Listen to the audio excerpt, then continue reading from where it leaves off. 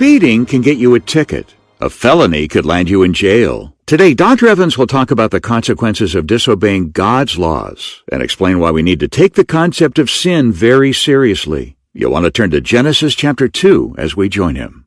When you go to the store to purchase a device, whether it's a tool or an electrical device, you do so because you want that device to improve some aspect of your life or your home or your vehicle. It is purchased to make something better or easier for you.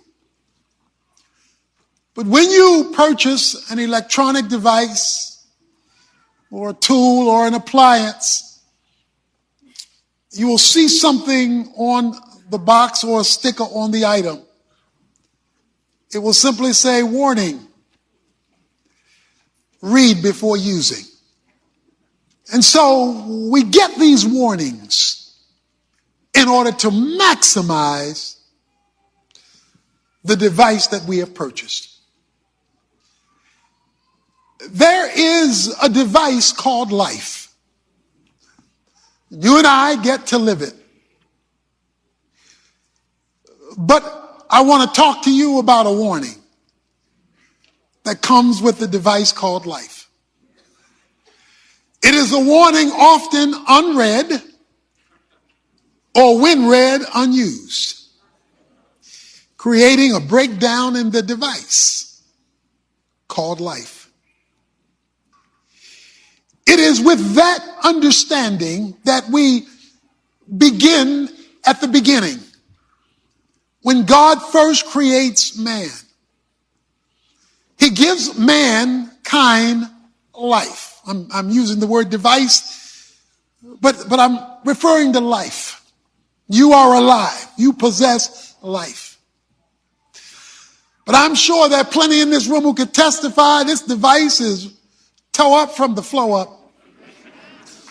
It's broke down because it was misused or a warning was not heeded. Let me show you two verses in chapter 2. The Lord, verse 16, commanded the man, saying, "From every tree of the garden you may eat freely, but from the tree of the knowledge of good and evil you shall not eat it, for in the day you eat from it you will surely die." That was the warning on the package called life. While this is the beginning of mankind, it was not written in the beginning. Moses is the author of Genesis. Moses is living many generations after Genesis occurs, because that's the first man, Adam, with the first woman, Eve.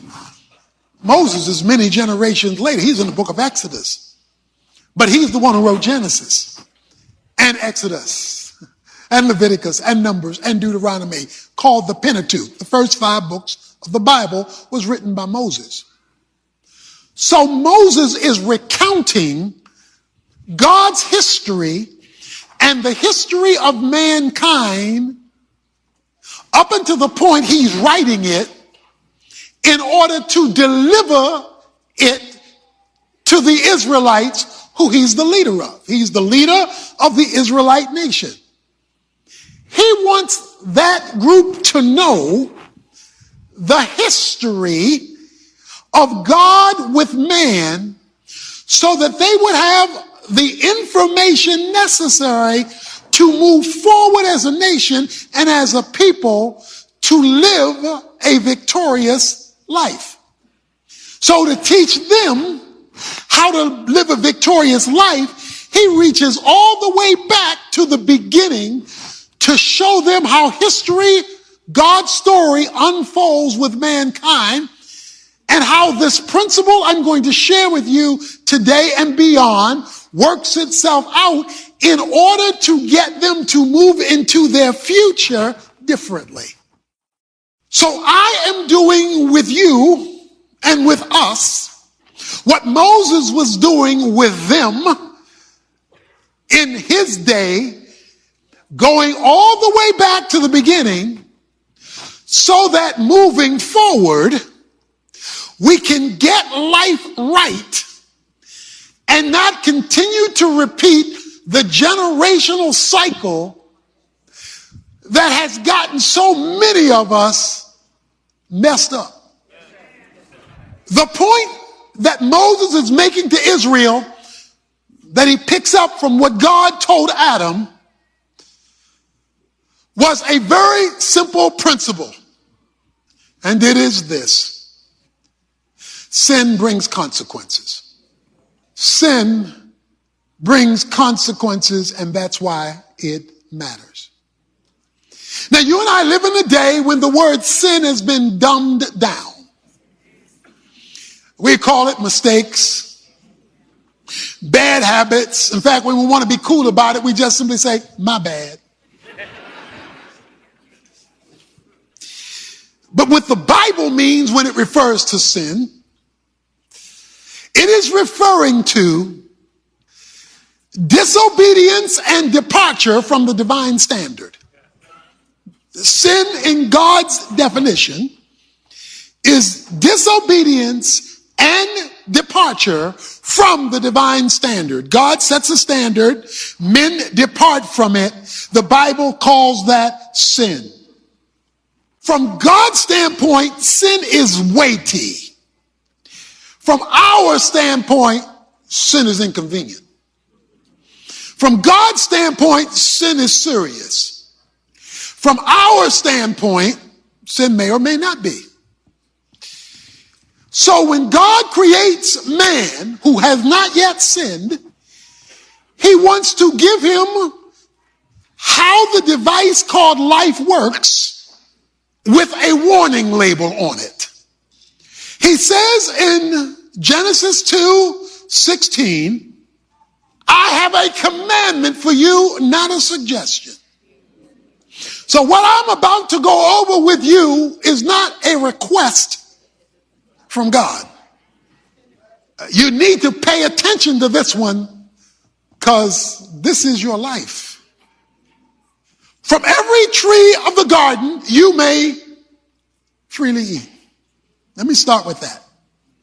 That's good news. Freedom was not created by man, and it wasn't created by America. The first use of the word freedom came from God. From every tree of the garden you may freely eat. So God not only created Adam, he created Adam's homestead called the Garden of Eden. That was his house. And he says, I am going to provide what you need to sustain your life. I got your back. I'm going to give you what you need to live. And I'm going to make it available to you anytime you want it. From every tree of the garden you may freely eat. The translation is, eat as much of it that you want whenever you want it. Because you're free to go. You want a midnight snack? Go. You want breakfast? Go. You want lunch? Go. You want an afternoon snack? Go. Because you can get what I give anytime you desire it. But you see, the word freedom is a meaningless word unless it is accompanied by choice. You see, freedom assumes you have a choice. And so God says you're free. So if you're free to eat, you're free not to eat. The word freedom is a meaningless term without a boundary. In order for freedom to occur, a boundary must exist so that you are free to do whatever you're seeking to get done. For example, you can't play football without sidelines and a goal line, because if the running back can run off the field and onto the stands and out to the concession area and to the parking lot in order to avoid being tackled, he may think he's free, but he's brought chaos to the game. In tennis, you need a baseline in order to be free to play tennis. In baseball, you need a foul line in order to be free to play baseball. In other words, you're only free to do what you're supposed to do if you've got the right boundaries restricting you. The moment you remove boundaries, freedom becomes chaos. So freedom is a meaningless principle without choice and without boundaries. That is restrictions. And so he says, I've got your back, I've got you covered, and you are free. And you are free to enjoy what I have provided. Every tree in the garden you may freely eat, except enter boundary. Enter a warning on the package called life. So God gives us this life, and he says, and you're free to max it, you're free to enjoy it and to live it maximally. But here is the warning label.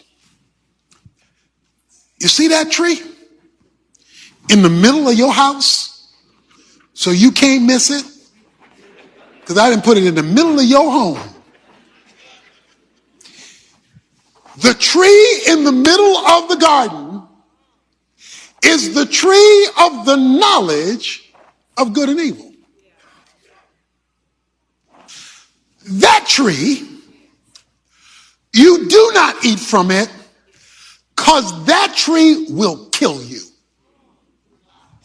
You shall surely die. Sure enough, die. That's the killing tree. You eat that tree and you're going to die. Every other tree, freedom, is available to you, but there is a warning. If you introduce that tree to your life, that tree is going to mess up your accessibility to every other tree, because that tree is going to kill you. So we've got this warning label given by God about our life.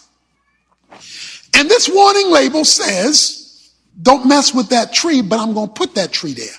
Why? Why would you give me a tree, put it in the middle of my house, so I can't miss it in any direction I go into, and tell me don't touch it? That seems like... Dr. Evans will come back in a moment with the answer to that question. First, I want to let you know that what you're hearing today is the first in a brand new message collection called Consequences. It's a 6-lesson set that explains why society's who cares attitude about sin is not only wrong, but dangerous. Along the way, you learn about the deadly traps Satan sets for us and how to recognize and reject them by using the freedom of choice God provided. We want to help you put these important principles to work, so we're offering CDs and digital downloads of all 6 full-length lessons in this set with our thanks for your contribution toward Tony's ministry. And if you contact us right away, we'll also include his powerful booklet, 30 Days to Overcoming Emotional Strongholds, as a special bonus. We can only make this offer available for a limited time, so be sure to contact us today at tonyevans.org to make your contribution and your request. Or give us a call at 1-800-800-3222, where someone on a resource team is standing by around the clock to help you. Again, dial 1-800-800-3222. I'll repeat that information for you after part 2 of today's message. The reason why God gives you a visible warning is so that you and I no longer ever view ourselves as autonomous. In other words, you, Adam and Eve, and everybody who follows you, you are not to look at any part of your life as independent from me, and to remind you that you're not all that and a bag of chips. To remind you that you've got limitations. To remind you you're not just answerable to you. I am going to put this tree in the middle of your house so that when you wake up in the morning, when you go to the living room, the den, when you go to the attic, all the parts of this garden, you got to pass through this middle spot called the garden, and you'll be reminded, oops, I have somebody else I need to answer to. From every other tree, shop till you drop. From every other tree, the question on the floor is, what will be the source of your knowledge? What will be the source of your information? Do you have people in your life who you're responsible for, who bring information to you from other people that they think know something and you know they don't? What do you think the God of the universe thinks when you choose human opinion over divine revelation, asserting to him that your friends, your mama, your daddy, your cousins, your posse, your homeboys, your homegirls know more than he does? So the issue on the floor would be to maximize life. He calls it being free. In order to live. And then he summarizes the warning. Now this is the kicker. From every tree of the garden you may freely eat. But of that tree in the middle of your house, do not eat it, for you shall surely die. When you think about the word die, you're thinking about a casket with a body in it of a deceased person. That's what we think about when we think about death. In the Bible, the word die does not mean cessation of existence. We look at it that way. Nor does it mean annihilation of existence. That's not the biblical understanding of the word death. The synonym for the word death in the Bible is separation. Okay, so for where I am now, I want you to think the word not cessation or annihilation. I want you to think separation when you think of death. Death occurs when something that should be connected is illegitimately separated. When you see a body lying in a coffin, the only reason the body is lying in the coffin is that the soul has separated from it. The soul has left the body, and since the soul is the core and essence of life, life has left the body, leaving the body on the ground in the coffin, and the soul marches on to eternity. There has been a separation that has occurred. So by death, you shall surely die. Stay with me. You are going to experience an illegitimate separation. They didn't die that day. They didn't keel over that day. There were no heart attacks that day. In fact, Adam lived for hundreds of years after that. So was God uninformed about what he meant by that day? Or does one day equal some long period of time, or did he mean what he said? Separation is death. On that day, a whole series of separations took place. That is, a whole series of deaths took place. Death number one was spiritual death. They used to walk with God, the Bible says, in the cool of the day. We find them running from God, not walking with God. It was an illegitimate separation. So there was spiritual death. The first family fight between a man and a woman took place where the Bible says, and you will be at odds with one another. So there was a relational death that did occur. The reason why people talk about my marriage is dead is because there's a separation that has occurred. Their siblings became separated, and Cain kills Abel. So there is a separation that occurs. People commit suicide when they can't live with them anymore. When they are so out of sorts with their own humanity. And the Bible says that shame took over and fear took over and their emotional well-being collapsed and they were dissatisfied with themselves. So they're dissatisfied with themselves, they're separated. They're dissatisfied with each other, the relationship is separated. And then we find in chapter 3, there is an environmental separation. The environment goes crazy so that no longer is there order in the environment in which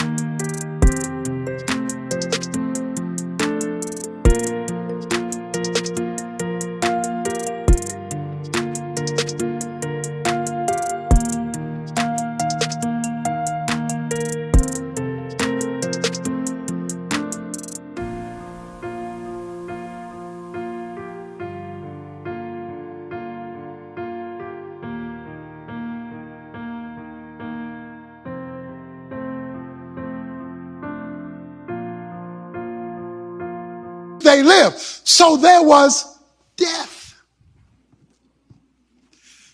A lot of people today, under the sound of my voice, are dead.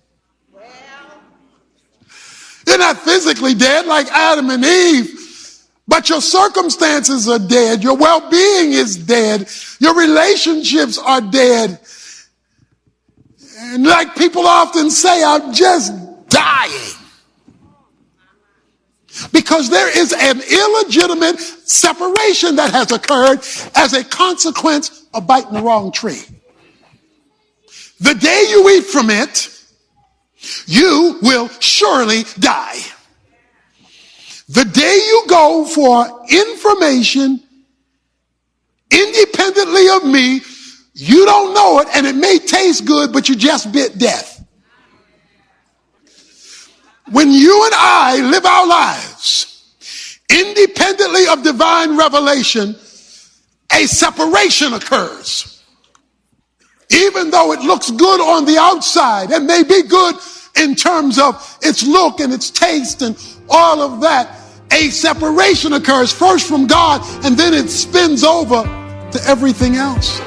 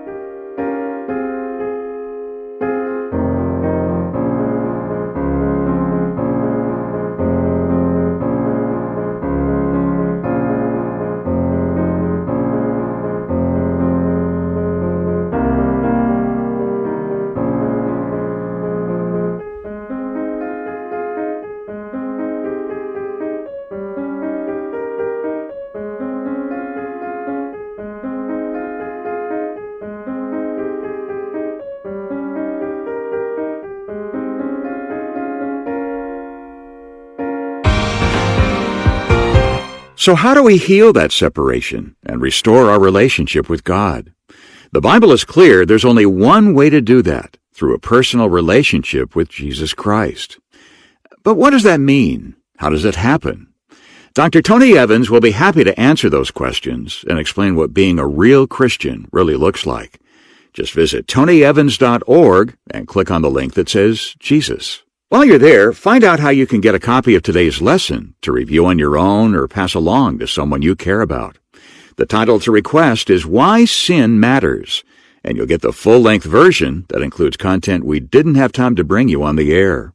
Better yet, get it as a part of Tony's current 6-part audio series called Consequences. As I mentioned earlier, it's available right now as our gift to you in appreciation for your donation toward Tony's ministry, along with a special bonus, his popular booklet, 30 Days to Overcoming Emotional Strongholds. Visit tonyevans.org today to get all the details before time runs out. Again, that's tonyevans.org. Or call us at 1-800-800-3222. Our phone center is open 24/7. Again, that's 1-800-800-3222. Every parent tries to teach their children that choices have consequences.